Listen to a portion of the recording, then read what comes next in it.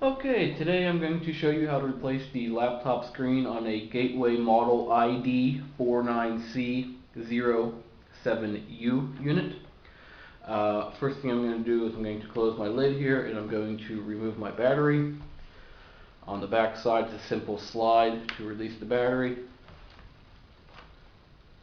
Make sure it's already unlocked and all, and slide your battery right out.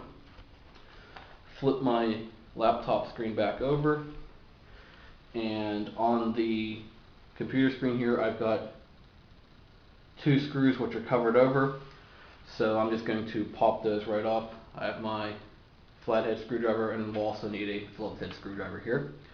So I'm just going to pry these little covers off. They're a little hard with glue, but once they come right off, you will see your two screws hiding underneath of it. It will need a little pressure to get to them. A little hard work here, and it'll pop right off, and you'll see your two screws underneath of it. Just gonna switch my bit here and go straight to my Phillips head and unscrew these two screws.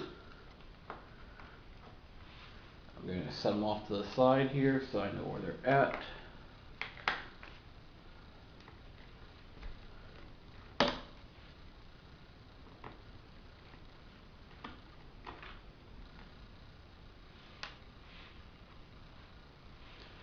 Now that should be all the screws that I have to work with right now. And now it should just be a matter of trying to pop that screen. So I'm going to try to find a little spot here that I can start to work my screen around.